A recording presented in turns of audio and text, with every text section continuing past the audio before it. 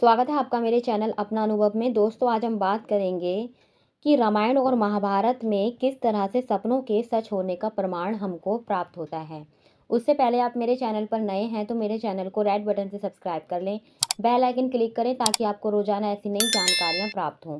साथ ही वीडियो को पूरा देखें, पसंद आए तो लाइक करें और ज़्यादा से ज़्यादा शेयर करें। ऐसा माना जाता है कि जो सपने हमें नींद में दिखाई देते हैं उनसे हमें भविष्य में होने वाली शुभ और अशुभ घटनाओं के बारे में पहले से ही पता चल जाता है।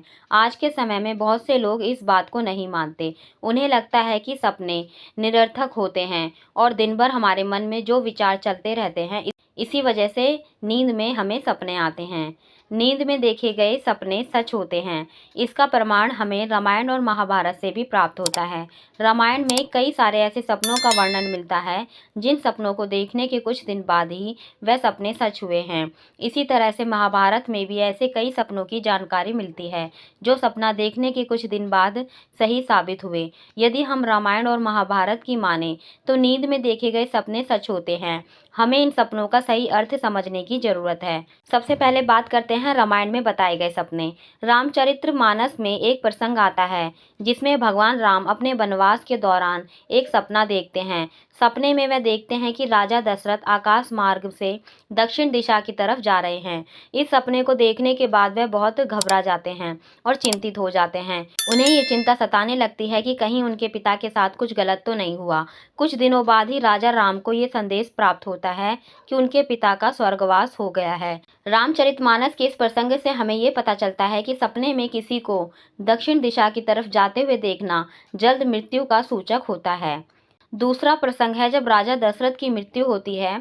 उसके कुछ दिन पहले भरत और शत्रुघ्न अपने मामा के यहाँ गए हुए थे। एक दिन भरत जी को सुबह सपना आता है कि उनके पिता के केस खुले हुए हैं, मुख मलिन है और वे तेल पूरे शरीर पे लगाए हुए हैं। इस तरह का एक बुरा सपना देखने के बाद भरत जी बहुत ज़्यादा घबरा जाते हैं और उन्हें ये एहसास होने लगता है कि अयोध्या में कुछ गलत हुआ है। इसलिए वह जल्द से जल्द अयोध्या जाने की बात कहते हैं। कुछ देर बाद ही उन्हें ये समाचार प्राप्त होता है कि अयोध्या में उनके पिताजी का स्वर्गवास हुआ है। तीसरा प्रसंग है जब वनवास के समय सीता जी को सपना आता है जिसमें वह तीनों माताओं को उदास देखती हैं। इस सपने को देखने के बाद उनकी तीनों माताएं भरत जी के साथ वन में राम जी से मिलने के लिए आती हैं।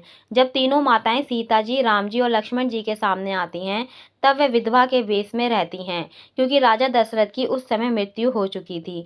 इसे देखकर उन सभी को बहुत दुख हुआ था। चौथा प्रसंग है जब सीता जी अशोक वाटिका में थीं। वहां पर त्रिजटा नाम की राक्षसी उनसे बातें किया करती थी। एक दिन त्रिजटा ने सीता जी को बताया कि उसने बहुत सुबह एक सपना देखा है जिसमें रावण का सिर भंग हो गया था और उसके बाजू कट गए थे, जिसके बाद रावण दक्षिण दिशा की तरफ जा रहा था। इस सपने को देखने के कुछ दिन बाद रावण और राम जी के बीच में भयानक युद्ध हुआ था जिसमें रावण मारा जाता है।